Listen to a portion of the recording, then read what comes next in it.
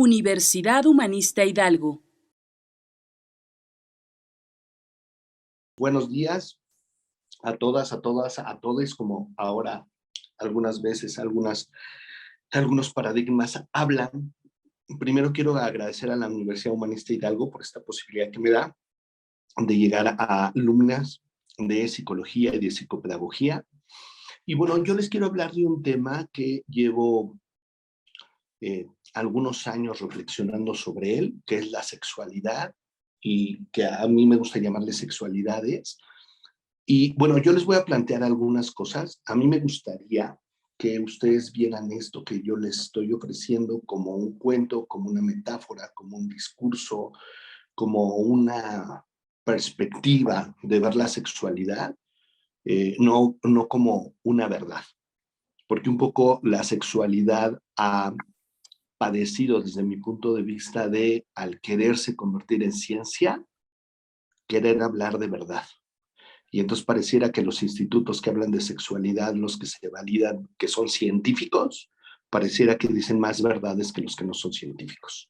Y entonces, últimamente, y ustedes saben, porque muchos de ustedes tenemos la fortuna de conocernos, bueno, espero que también sea fortuna para ustedes, para mí sí lo es, hemos hablado a veces de este sistema sexo-género que muchas autoras, autores, desde hace 20 años empiezan a cuestionar, diciendo que básicamente la sexualidad a estas alturas es más un dispositivo de poder que un dispositivo que nos libere. Entonces voy a ir soltando algunas ideas, siéntanse con libertad de platicar, de preguntar y todo eso, ¿vale? Entonces, creo que una de las primeras cosas que necesitamos comprender para acercarnos a este cuento y que nos sirva para analizar el sexo-género es retomar el concepto de perspectiva. Y aquí voy a hacer alusión a un filósofo que ustedes conocen que se llama Nietzsche, Friedrich Nietzsche, que él nos enseñó hace algunos años que no existen los hechos, sino que existen interpretaciones de esos hechos. ¿Qué quiero decir con esto? Que él nos enseña que ninguna de nosotras hemos visto un hecho, hemos visto un hecho, sino lo único que hacemos y lo único que tenemos son interpretaciones del mundo. Esto es muy importante comprenderlo porque a ratos queremos que nuestra perspectiva se convierta en algo ontológico y nuestra perspectiva es un evento óntico a partir del cual nosotros organizamos y damos una explicación e intentamos comprender al mundo. A lo mejor ontológico parece una palabra dominguera, pero ontológico, una manera de comprenderlo es lo que vamos o lo que todas y todos compartimos por el hecho de existir. Una situación, digamos, que puede ser ontológica, puede ser la muerte. Algún día tú y yo vamos a morir, o algo ontológico pueden ser las decisiones. Tú y yo tenemos que día a día ver qué hacemos con nosotros. ¿Sale? Esa es una primera idea y me gustaría si levantan la manita para ver si están de acuerdo o no están de acuerdo, porque a partir, este cuento se fundamenta en algunas ideas y esta es una de ellas. Levanten la manita, ¿están de acuerdo? ¿No están de acuerdo? Mi perspectiva es solo eso, una perspectiva. Entonces, si mi perspectiva es solo eso, una perspectiva, la psicología es una perspectiva. ¿Ustedes están de acuerdo con eso? ¿O no? Que la psicología es una perspectiva. Indíquenme algo, levanten manita o algo. Ajá. Entonces, la psicología a rato se ve como una perspectiva, pero tendríamos que hablar de las psicologías. Así como la psicopedagogía se ve desde una perspectiva, podríamos hablar de las psicopedagogías. Así como la sexualidad se ve de bloque, tendríamos que hablar de las sexualidades, es decir, tenemos diferentes perspectivas sobre lo que es la sexualidad, tenemos diferentes perspectivas sobre lo que es la psicología, tenemos diferentes perspectivas sobre lo que es la psicopedagogía. ¿Vale? Hay un autor que esto, para marcarlo muy bien, que se llama von Uexküll, alemán, maestro de Heidegger, que decía que el mundo no es como lo vemos, es como lo vemos por nuestras limitantes fisiológicas. Es decir, el mundo del águila no es el mismo mundo de Max y no es el mismo mundo del tiburón blanco y no es el mismo mundo de la hormiguita. El mundo no es como lo vemos, es como lo vemos por estas limitantes que nosotros tenemos. Nosotros no vemos los rayos, no sé, algunos rayos, nosotros no los vemos. Entonces el mundo no es como lo vemos. El mundo es así por nuestras limitantes, pero creemos que como lo vemos es el mundo. De eso estoy hablando. No decimos es una perspectiva que tengo del mundo, decimos es el mundo. Esa es una primera idea. Ahora, una segunda idea que me parece muy importante para hablarles de este cuento de la sexualidad es que desde esta perspectiva, si somos perspectivas y nadie ha visto un hecho, nosotros somos seres nosotros no somos seres prediscursivos. Nosotros siempre estamos en un discurso y vemos a través de un discurso. Y uno de los puntos fundamentales es que creemos que esos discursos no son discursos, sino son la realidad. Déjenme explicar, un discurso en sexualidad que creemos que es realidad es que la biología determina si soy hombre o soy mujer. Y no nos damos cuenta que ese es un discurso biológico que existe. A lo mejor es el discurso biológico más difundido, pero se nos olvida que es un discurso. Y ese discurso que creemos que es verdadero se basa a través de la biología y entonces hablamos que somos hombres o mujeres por biología, hombres o mujeres por naturaleza, que yo tengo una preferencia porque eso apareció en un cromosoma. Y entonces empezamos a, de alguna manera, montar toda la sexualidad en el discurso que la biología determina si soy hombre o si soy mujer. Entonces, hasta aquí, la segunda idea es, nosotros no somos prediscursivos, nosotros somos discursivos y todo lo que nosotros aprendemos es parte de un discurso en el cual hay muchos discursos. Y entonces tenemos que empezar a mediar cómo son esos discursos, que de verdad los discursos sean discursos. Entonces, tercera idea, creemos en la verdad. Y entonces, cuando creemos en la verdad verdadera, creemos que estos discursos son verdaderos. Y olvidamos que parte del discurso o parte de la violencia que viaja en el discurso es ocultar la historicidad que tiene el discurso. Voy a poner este ejemplo, sé que lo pongo muchas veces, pero me ayuda a explicar. En alguna ocasión, en una terapia, yo recibí a 2 mujeres. Esas 2 mujeres entraron a mi consultorio. Yo intentaba cerrar la puerta y una de ellas no dejaba salir los dedos para cerrar yo la puerta. Yo insistí mucho, cerré la puerta y entonces les indiqué dónde estaba el consultorio. Les ofrecí agua, una de ellas aceptó, llegaron al consultorio y cuando yo llego al consultorio con el agua y estoy cerrando la puerta, cada una de ellas está sentada atrás de donde yo pongo mi silla y me dicen, no, nos habían dicho que eras bueno, pero ahora sabemos que tú no nos puedes ayudar. Y yo dije, ¿por qué? Me dice, porque tú esperas una pareja. Nosotros somos un trío.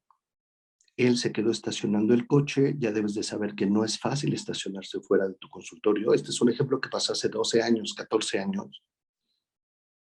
Y entonces dice, a nosotros nos han lastimado los psicólogos, los terapeutas, los sexólogos que piensan como tú, en pareja. Me dijeron, ¿te debemos algo? Le digo, no, se fueron. En ese entonces yo había realizado toda una formación de 2 años para sexólogos clínicos en terapia de pareja. Entonces, a eso me refiero.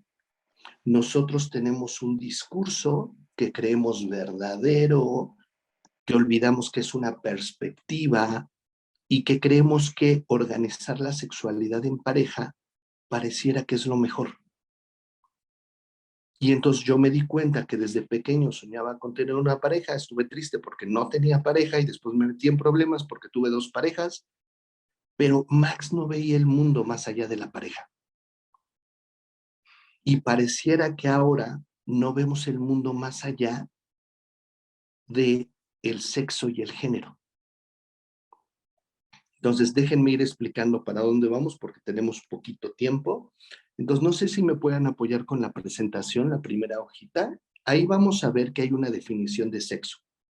Y una definición básica del sexo es: el sexo es el conjunto de características anatomofisiológicas que colocan a los individuos en algún continuo, a los individuos de una misma especie en algún continuo, donde en sus extremos se encuentran individuos reproductivamente complementarios. Díganme si están viendo la presentación o no. ¿No? No, no se ve todavía. Bueno, entonces sigamos en lo que nos apoyan con la presentación. Entonces, esa es la definición de sexo. Y entonces, a partir de esa definición de sexo, yo creo que hay sexo masculino y sexo femenino. Incluso hablamos de hormonas masculinas y de hormonas femeninas. Hablamos de que el tubérculo es bipotencial, es decir, tiene la capacidad de irse a hombre o irse a mujer. Pero hemos olvidado que esta definición es simplemente un discurso entre muchos otros discursos biológicos. Y entonces me gustaría que lo fuéramos analizando. ¿Me van siguiendo ustedes, aunque no esté la presentación? Sí. ¿Sí? Ok. Entonces, fíjense. Sí. Nosotros vivimos en la cárcel de los 2 sexos a partir de esta definición, porque nos enseñan que el sexo es biológico y como el sexo es biológico, no se puede cambiar. Ya me amolé. ¿Sí me puedes poner la segunda, por favor? Y ahí está la definición de sexo en la segunda diapositiva. Iba a decir acetato, pero cuando digo acetato siempre revelo mi edad, porque antes eran acetatos. Entonces, fíjense, ahí está. Conjunto de características o de aspectos biológicos genéticamente heredados que colocan a los individuos en algún punto de un continuo, en cuyos extremos se encuentran individuos reproductivamente complementarios.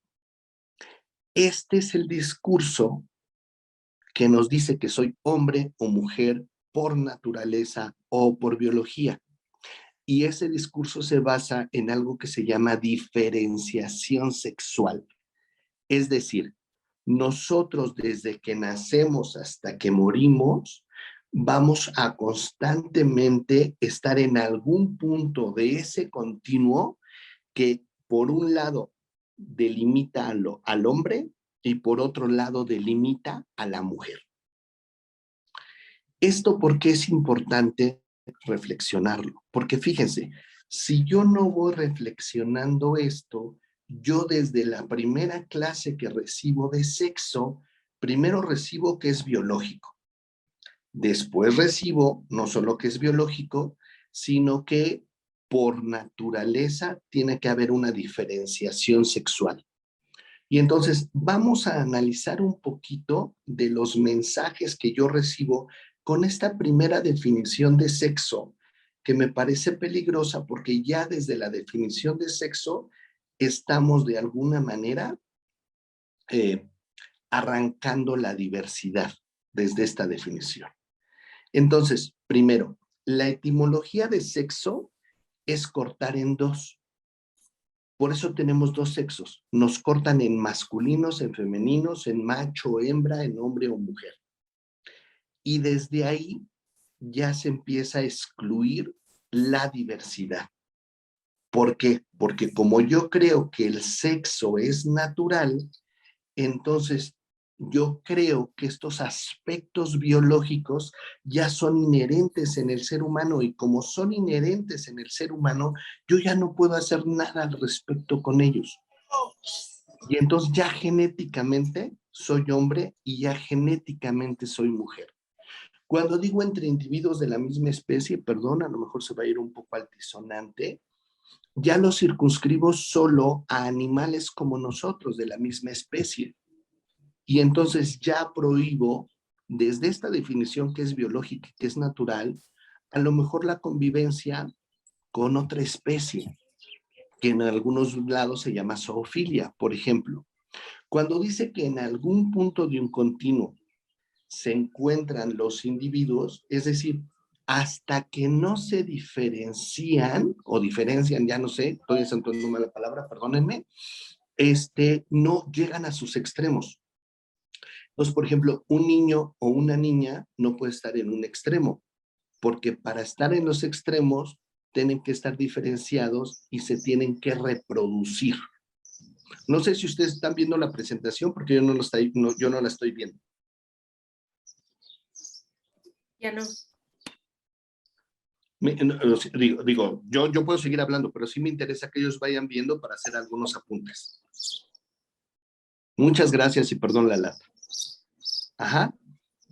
Y entonces, cuando también dice que son individuos reproductivamente complementarios, por ejemplo, un niño, una niña no son reproductivamente complementarios, una mujer añosa no se podría complementar, por ejemplo.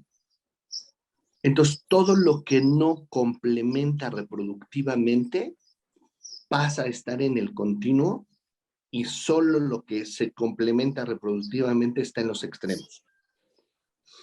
Entonces, fíjense, reflexionando o intentando reflexionar un poquito solo desde esta definición, se crea todo lo que yo llamo diversidad periférica, que no viene a atacar el concepto sexo o dos sexos, sino que viene a mantener el concepto sexo.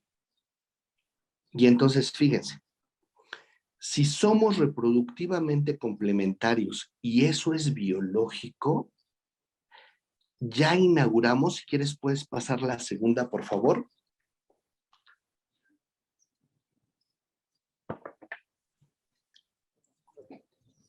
Ya inauguramos la pareja.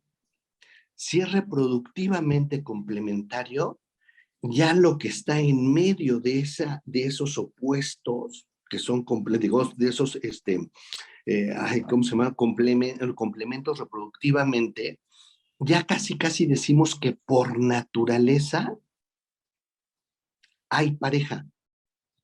Casi decimos que por naturaleza yo soy biohombre o biomujer.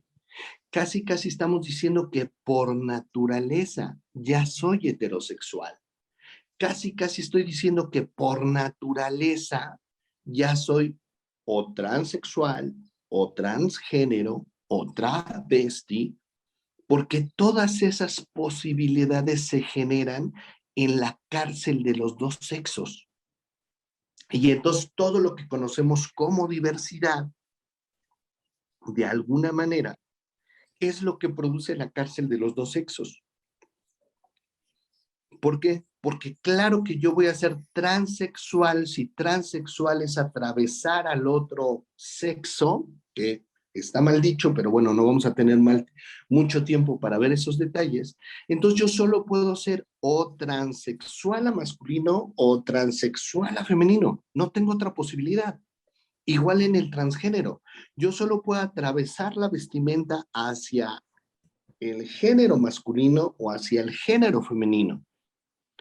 Y todo lo que yo voy produciendo como la asexualidad, como la normalidad, como la bisexualidad, como lo patológico, porque lo que no se diferencia sexualmente es patológico o está en proceso de diferenciarse para no ser patológico.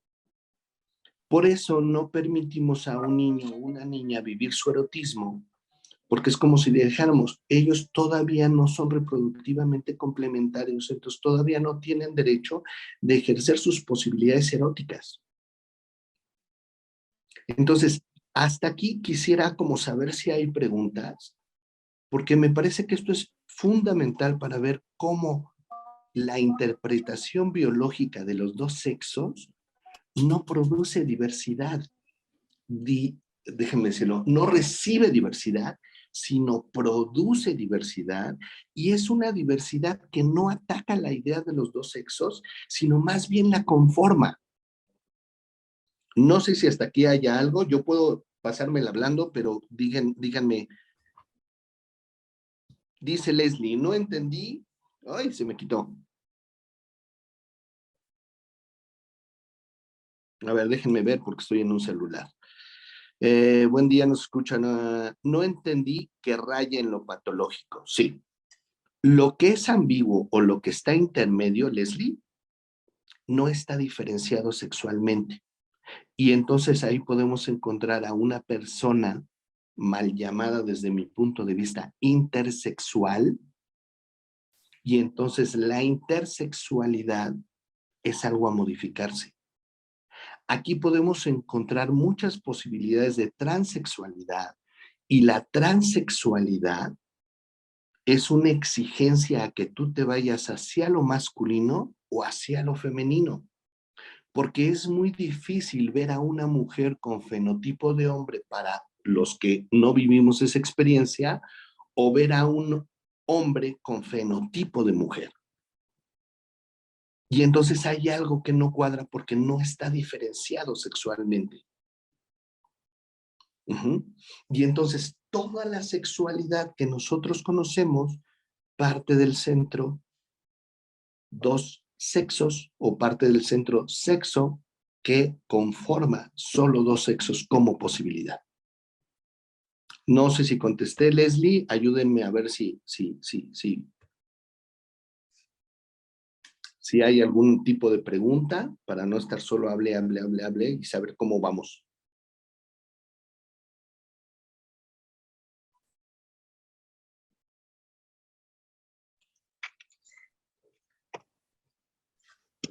Esta cárcel se refiere exclusivamente a esa, se puede decir esa heterogeneidad, entonces, entre hombre y mujer. Y entonces, en esta cárcel nos cierra la posibilidad a todas las otras diversidades o formas de manifestar o vivir la sexualidad.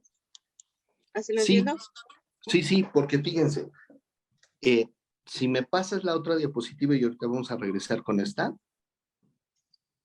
hay otras interpretaciones donde la definición de sexo no es aspectos biológicos genéticamente heredados que colocan a los individuos de una misma especie en algún punto de un continuo, en donde se encuentran individuos reproductivamente complementarios, sino puede haber otra definición biológica que dice que son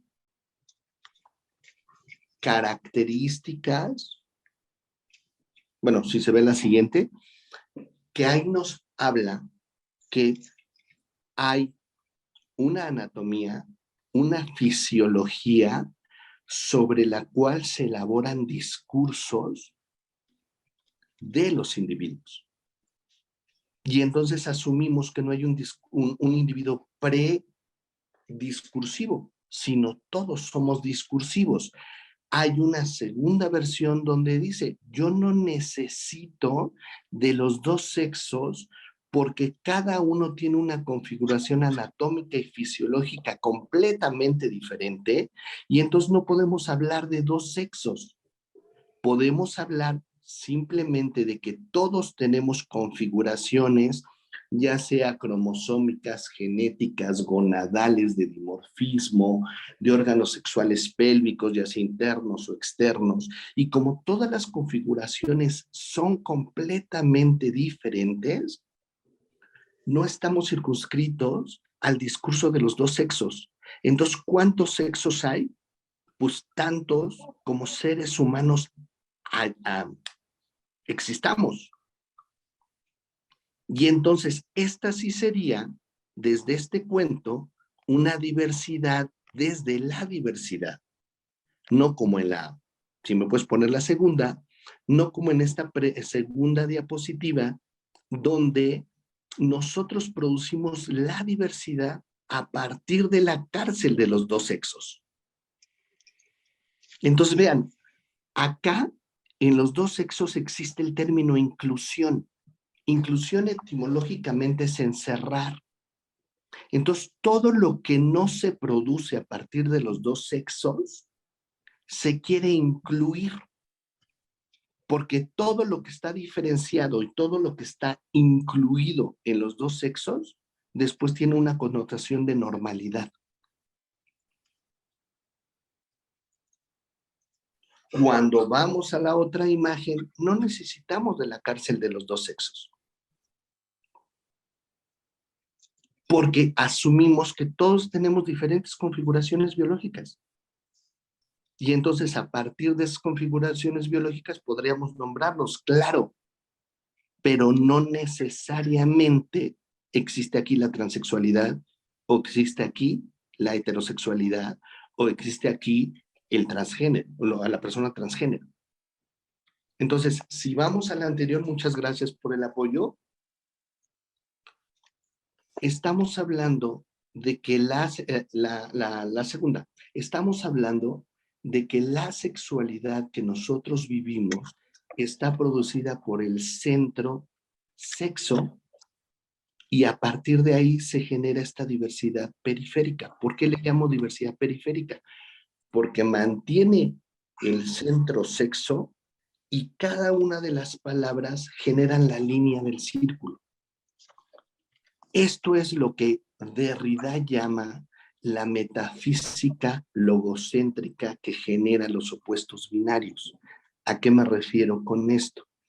Derrida dice que todo discurso tiene un centro que es lo fundamental, un centro que es la esencia, un centro que es la verdad, un centro que se convierte en Dios, y su opuesto binario es lo que genera la línea del círculo para que lo primero sea el centro. Y entonces en el discurso de las sexualidades, toda la sexualidad se genera con el centro sexo, que son los dos sexos. Y entonces a partir de ahí yo lo fundamental. Y entonces ahí empezamos a ver cómo los opuestos binarios van generando una jerarquía. Por eso, socialmente, entre hombre y mujer, el hombre es el opuesto que se ha fortalecido, que se mira más, que es el centro, que es la esencia, y la mujer es el opuesto binario que le da justificación al hombre. Por eso el hombre se hizo a semejanza de Dios y la mujer se hizo de una costilla. Por eso es muy importante analizar todos los discursos que nosotros nos comemos para ver cuál es el centro y a partir de ese centro cómo se construye el discurso, que lo peligroso de esto es que yo he creído que es verdadero. Por eso Nietzsche decía que las convicciones son más enemigas de la verdad que las mentiras, porque las convicciones ya no se cuestionan. Derrida decía, no hay un lugar donde hay más paz, perdón, no hay un lugar donde hay más violencia que en la paz. ¿Por qué? Porque si de verdad yo creo que es biológico, esto ya me ordena y me dio paz, pero esto significa que hemos matado muchos otros discursos que no hablan de heterosexualidad, que no hablan de homosexualidad, que no hablan de bisexualidad, que no hablan de asexualidad.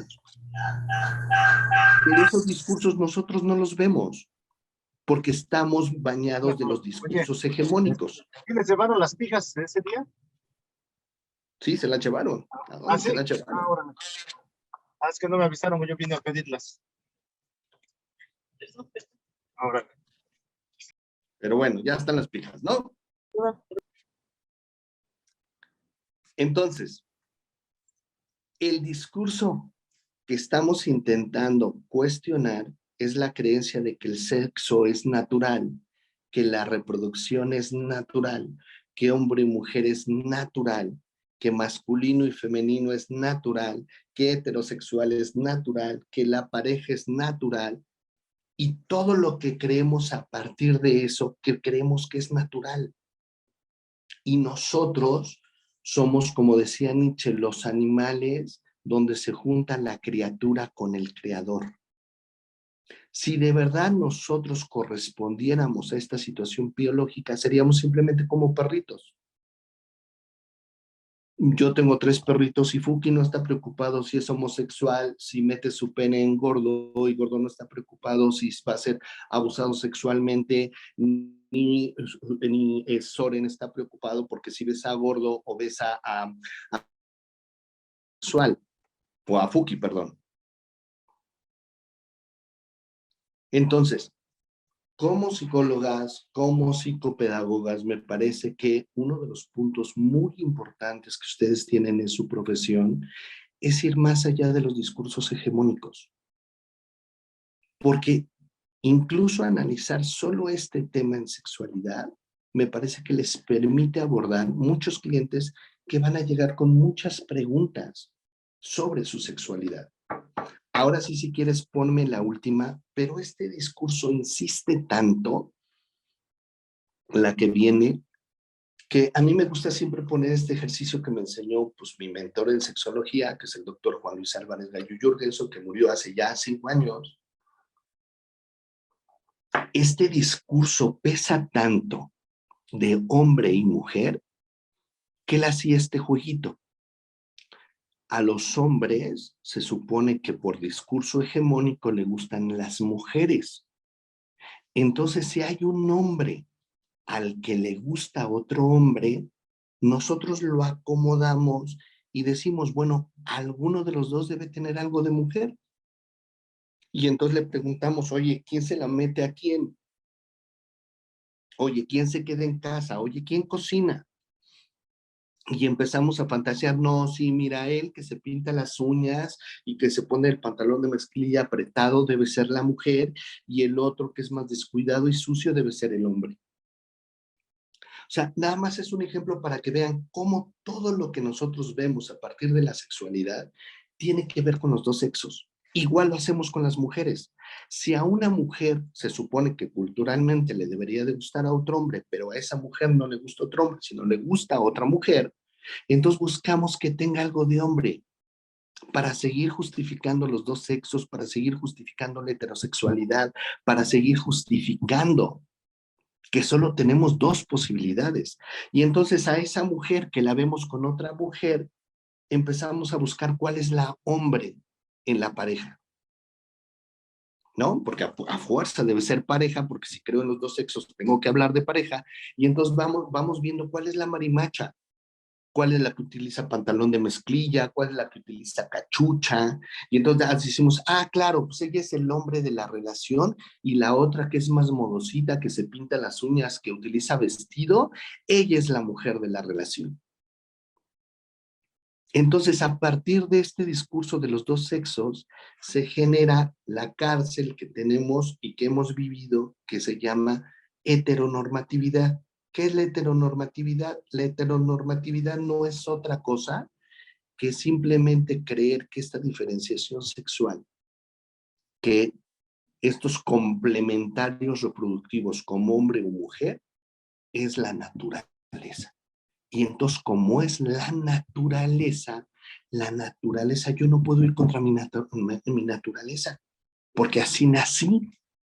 Es el discurso que dan muchos hombres diciéndole a sus mujeres, no, mira, yo no quiero ser infiel, pero ya leí mi más reciente libro y dice que los hombres somos infieles por naturaleza, pero cuando le dices, oye, pero ese libro no habla de hombres infieles por naturaleza, ese libro está diciendo que hombres y mujeres somos infieles por naturaleza, entonces ya te dice, no, no, no, no, no, eso no es así. Y entonces, a partir solo de esta definición de sexo, se justifica la violencia.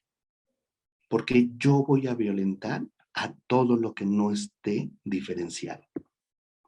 Recuerden que la violencia se justifica a través del argumento de que soy violento para que eso vuelva al orden. Por eso hay hombres que violan a mujeres y diciéndole, yo nada más quería que le gustara para que dejara de ser machorra. Por eso hay hombres que violentan a mujeres y dicen, pues yo nada más quería que, yo no le quería pegar, pero pues si no se va a hacer cargo de la casa, entonces ¿quién se va a hacer cargo de la casa?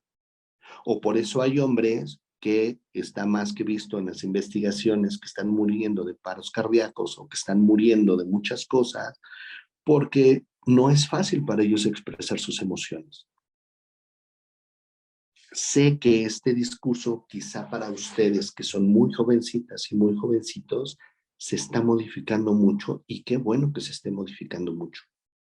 Pero sigue habiendo mucha violencia por la creencia de una verdad verdadera respecto a la sexualidad. Entonces, ¿cuál es el peligro del sexo? El peligro del sexo no es que crea a hombres, no es que crea a mujeres, o esa es la creencia. El peligro del sexo es que me da identidad. Y entonces yo ya soy hombre, y entonces yo ya soy mujer. Y soy hombre por naturaleza, y soy mujer por naturaleza. Y entonces si ya me da identidad, me hace saber quién soy, qué hago, cómo tratar a un hombre, cómo tratar a una mujer. Y a partir de ahí se empieza a ver todo lo que yo voy a hacer con un hombre o con una mujer. En qué hoyitos meterla, en qué hoyitos no meterla, cuándo no meterla.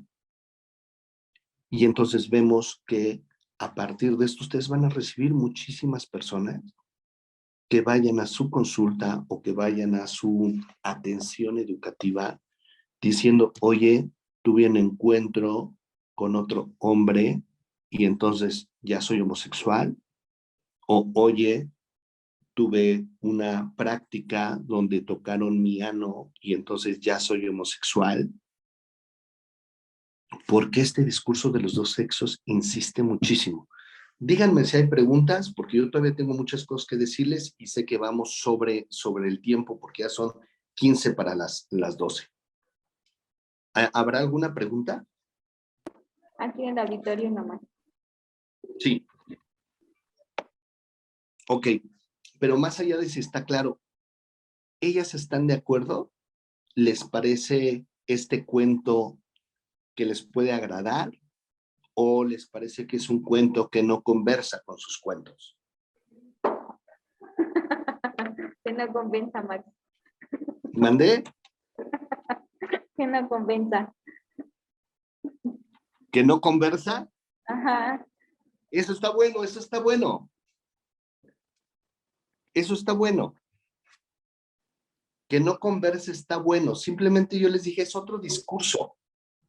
Pero a mí me gusta mucho lo que hace la Universidad Humanista Hidalgo, porque a los docentes nos deja hablar de muchos discursos que no son los discursos más nombrados. Pero ustedes como psicólogas, como psicólogos, como pedagogos, como pedagogas o psicopedagogas, me parece que los deben de saber. Y entonces, fíjense, vamos a hablar un poquitito de género, porque ya no tenemos mucho tiempo. Entonces, el género es un recurso, considero que esta parte, a ver, dice, ¿cuándo se puede separar sexo del género? Es decir, ¿se puede o por nuestra historia ya es algo que vamos a ver siempre en conjunto? Ah, qué linda pregunta. 2, considero que es parte de las historias heredadas o que nos contamos. Sin embargo, en las creencias, el discurso presentado hoy me hace ampliar y cambiar el enfoque. Es que, fíjate, es bien difícil separar el sexo del género porque nos habían hecho creer que el sexo era biológico. Y lo que yo le estoy diciendo es que el sexo es un discurso sociocultural que es histórico, es decir, que solo ha existido en esta época, que es parcial, es decir, que solo es una visión de muchas otras visiones, que es ¿cómo se llama? parcial, histórico y relacional, es decir, que se crea en lo que nosotros hemos venido produciendo. Entonces, desde aquí podríamos decir que la sexualidad, como dicen muchos discursos, no ha existido todo el tiempo. Eso es mentira. La sexualidad es un evento muy reciente y en otras épocas y en otros tiempos, si quieres quítame la presentación porque ya nos vamos a ir por acá, para yo ver a las personas. Ya te veo. Y entonces, desde este discurso, la sexualidad no ha existido siempre. La sexualidad es un invento discursivo y cuando nos dicen que la sexualidad es inherente al ser humano, yo no estoy de acuerdo porque me parece que lo que es inherente al ser humano es la capacidad que tenemos de significar y de lenguajear. Eso sí es ontológico en el ser humano y tenemos tanta capacidad de lenguajear y de significar que hemos inventado algo que se llama sexualidad. Y no solo lo hemos inventado, sino decimos que es inherente al ser humano y nos encapsulamos en esos significados. Entonces, fíjate, cuando pasamos a la parte de género, ustedes lo pueden leer en cualquier libro, ¿no? Que género es simplemente una construcción sociocultural, de alguna manera, de lo que es un hombre o de lo que es una mujer. Entonces, estamos hablando que el género es un ideal. ¿Te fijas? Porque el género sí es sociocultural, nosotros lo podemos desmantelar en el momento que queramos. Pero, aunque es un discurso, no lo desmantelamos. Nosotras ya creemos que somos mujeres y creemos que somos hombres. Nosotras nos movemos de acuerdo al género al que pertenecemos. Y nuevamente, la bronca no es que el género me otorgue roles, la bronca no es que el género me diga qué voy a hacer. La bronca es que el sexo me da identidad y el género la refuerza. Y entonces ya vivo mi sexualidad como mujer o ya vivo mi sexualidad como hombre y aunque es un invento sociocultural, pareciera que está en nuestras hormonas y en nuestros genes. Pero fíjate, el género es un ideal. Por eso muchas autoras hablan de que el género es una imitación. Lo que tú y yo estamos haciendo es género. ¿Por qué estamos haciendo género? Porque estamos imitando el molde que nos dieron.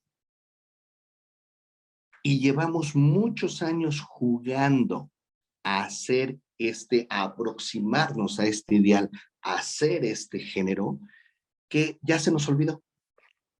Ya se nos olvidó que es un ideal, ya se nos olvidó que nosotros lo actuamos, ya se nos olvidó que nosotros lo hacemos, y entonces ya creo que eso soy. Y entonces ya no juego a ser mamá, soy mamá. Ya no juego a ser mujer, soy mujer. Ya no juego a ser esposa, soy esposa. Y eso es lo peligroso del género, que refuerza la identidad que el sexo nos está dando. ¿Por qué es peligroso? Porque yo no voy a cuestionar lo que soy, y más si lo soy por naturaleza. ¿Por qué es peligroso? Porque lo que soy, soy. Casi, casi digo, pues así me hizo Diosito. Soy esto. ¿Cómo quieres que cambie si soy esto? Eso es lo peligroso de la identidad, que yo creo que eso soy y ya dejo de cuestionarla. Si yo soy hombre, ya no lo cuestiono. Pero yo ya olvidé que estoy actuando ser hombre y ya lo olvidé tanto que ya digo soy hombre. Y entonces si soy hombre ya me chingué, soy hombre. Así soy. Y entonces lo peligroso del sexo y lo peligroso del género es que nos otorgan identidad. Y si nos otorgan identidad, eso somos. Y si eso somos, ya no tenemos posibilidad de ser otras cosas. A lo mejor me muevo entre eso, pero ya no dejo de ser eso. Gracias por tu compartir. Hace tiempo lo reflexionabas del sexo afectivo, ya que nos hacen amar desde esa cárcel de la que nos habla. Entonces se queda muy limitada la relación entre personas. Tendríamos las posibilidades quizás un tanto más encaminadas a la plenitud que a veces añoramos tanto en el autor. Ajá, así es. Y entonces fíjate, tú te metes en un tema que no vamos a poder acabar, que se llama el erotismo. Y el erotismo nos han enseñado que casi erotismo es igual a placer sexual. El erotismo nos han enseñado que es igual a tener un pene parado o una vulva lubricada, o el erotismo nos han enseñado que es el arte de penetrar o ser penetrado.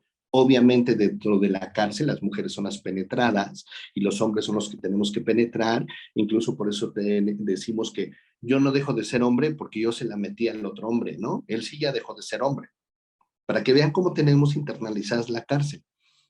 Y necesitamos aprender que el erotismo es mucho más amplio que un pene y una vulva parada.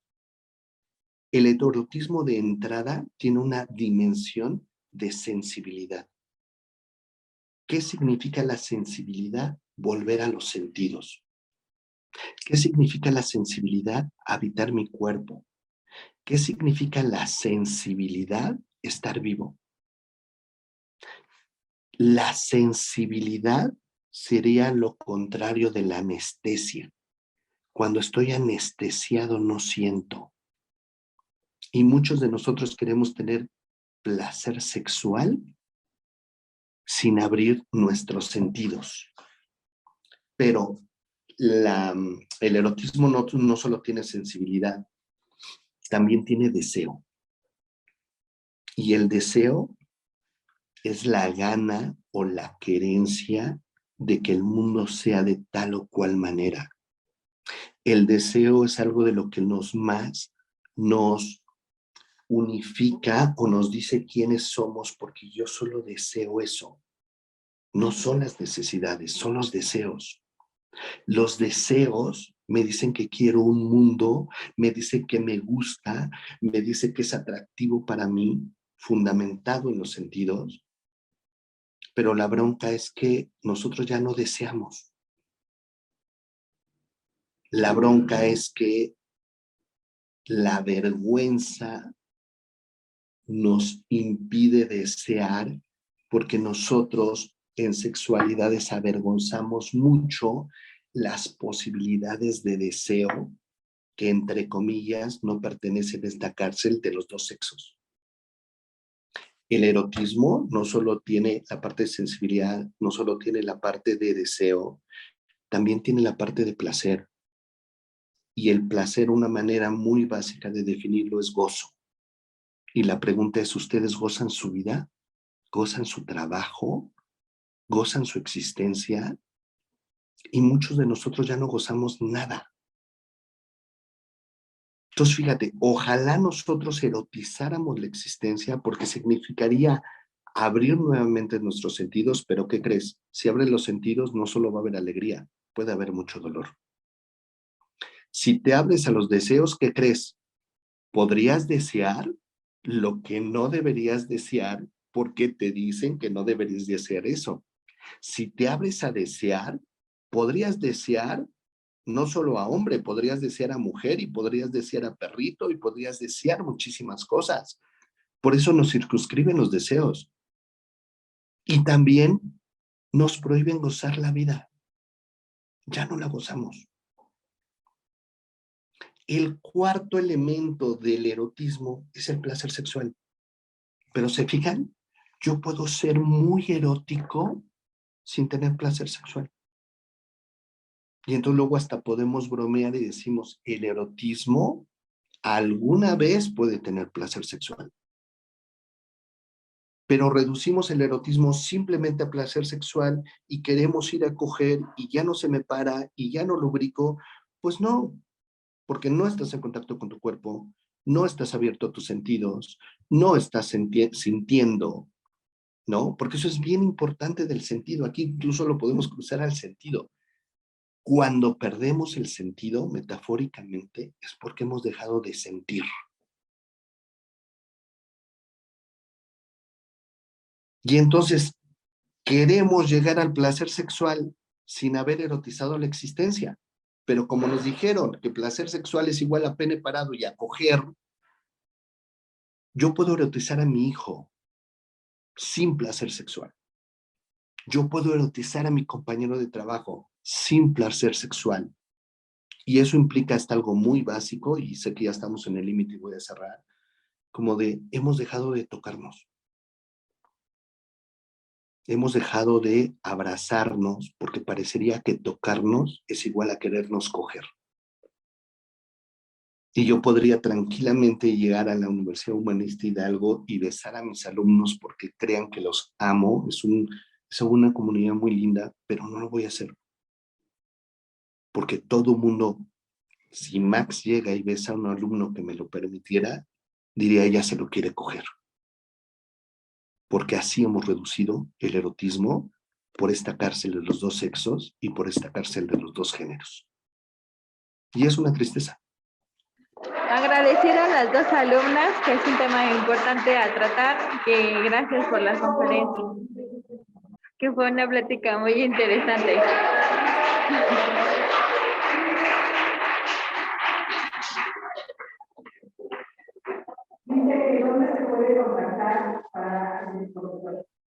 ¿Que dónde te pueden contactar, Max? En el chat.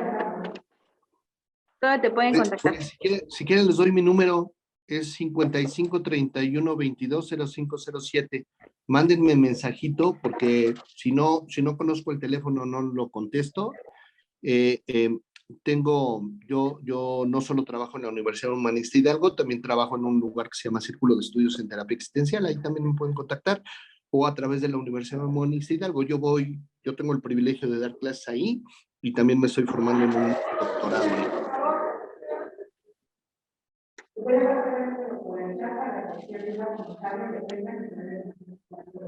La maestra que le va a pasar el número por el chat. Gracias. Oigan, yo les quiero decir, porque me preguntaban de bibliografía. Hay muchísimas, pero yo les recomendaría, le voy a pasar a la maestra Keila, le voy a pasar un PDF de un libro, si lo pueden comprar sería fantástico, si no lo tienen en PDF, que se llama Los Anormales, que es un libro muy interesante de Michel Foucault, que me parece que puede ampliar muchísimo esto de lo que hemos hablado. Y a partir de eso, pues el mismo libro va indicando muchísima bibliografía, que ustedes pueden ir revisando, pero cualquier cosa que lean de feminismo, cualquier cosa que lean de teoría queer, cualquier cosa que lean de nuevas masculinidades, los pueden llevar por un camino por ahí. ¿Vale? Entonces le voy a mandar el PDF en un ratito a la maestra para que pues ya vean con ellas cómo se los hace llegar. Pero porfa, léanlo, porque luego me piden bibliografía y después los encuentro un mes después y no la han leído. Gracias, Max. Les mando un abrazo. Muchísimas gracias a la Universidad Humanista Hidalgo. Gracias por permitirme estar con ustedes. Síganse formando, están en una extraordinaria escuela y tienen dos profesiones que son muy lindas, que es estar acompañando a las personas. Entonces, mucho éxito en su labor, tanto educativa como psicológica. Muchas gracias, Max. Gracias. Se escucha ahí el aplauso de los chicos. Muchísimas gracias. Gracias. Y ojalá hubiera sido presencial. Abrazos. Elige el mundo que quieres.